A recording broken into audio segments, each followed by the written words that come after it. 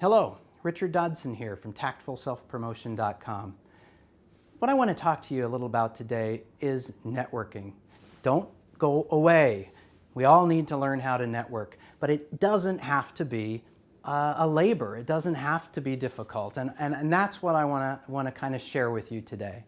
What I find, and Nancy Burke, my co-writer of Power Your Career, The Art of Tactful Self-Promotion at Work, is we work with thousands of people, and all of them have to network. All of them, in order to accomplish their career goals, need to meet people who have power and influence and that can open doors for them.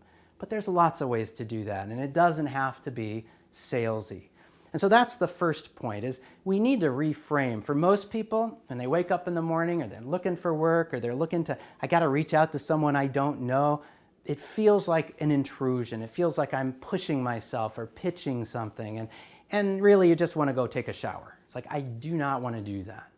So the sales model and the sales mindset really doesn't work. It doesn't work for me anyway. I can't bring myself to do it. What does work for me is a research model. So when you're doing the sales model, you're calling somebody up, you're asking some questions, you're positioning yourself. It's pretty much the same thing. When you're doing a research model, you're actually calling someone up for information.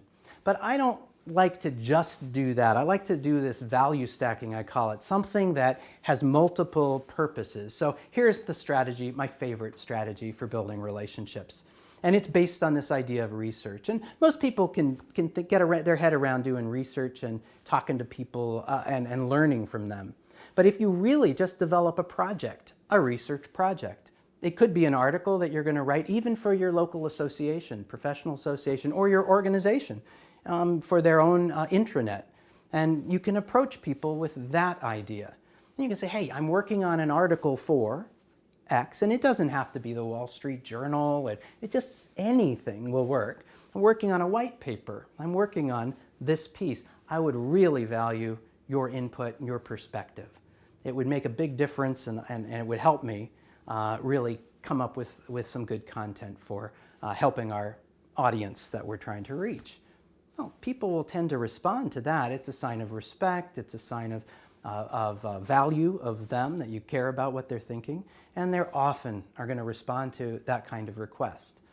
So it's a lot easier, right? You can imagine calling someone up saying, I'm working on an article, I want your input, than it is to call them up and say, I want to talk to you about my career. So it's sort of a backdoor way in. Now, the way this works best is you need to come up with a topic, a research topic that's not something you could just go onto Google and find and learn and put together. It needs to be a topic that requires input on a current trend. So that's who you want to meet, right? The 10 people in your industry who are really working on a particular trend. So you identify them, and that's who you go after. And you have just a few interview questions, and you start a conversation, and I'll tell you at the end of that conversation, they're going to ask you, so what do you do?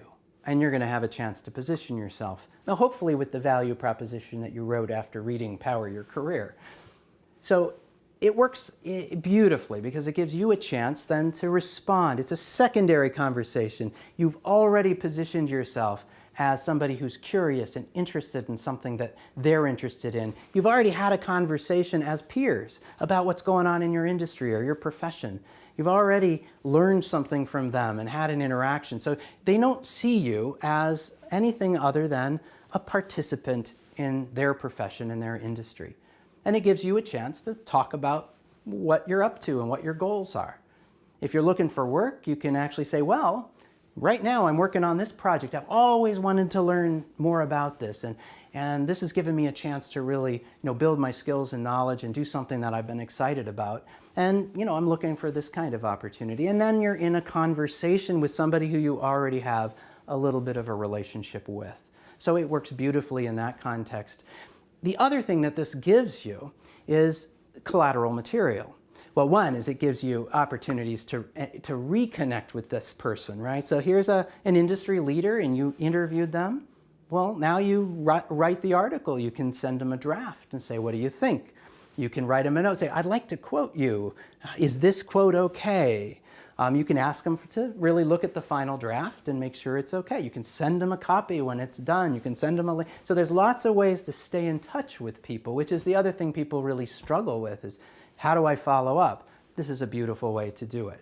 It also gives you an article that you can repurpose in a lot of ways. If you put it in your industry journal or your company website, you can find other places. You could put it on your blog. You can post an update in LinkedIn. In our book, we talk about lots of ways to sort of use collateral material or articles or PowerPoints or things that you've created to get visible with the people that you need to. But from a networking point of view, I just invite you to start thinking about not pushing yourself on people, but going out to learn from them. And the easiest way, I think, to do this is to create a project, like an article or a white paper, that you can reach out and use that as sort of your way in.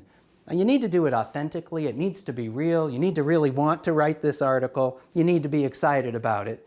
But if it is something you're interested in, I encourage you to try it and then get back to us. Let us know how it went and what value it provided for you. We would love to hear. And hopefully this inspires you to think a little differently about what self-promotion might mean.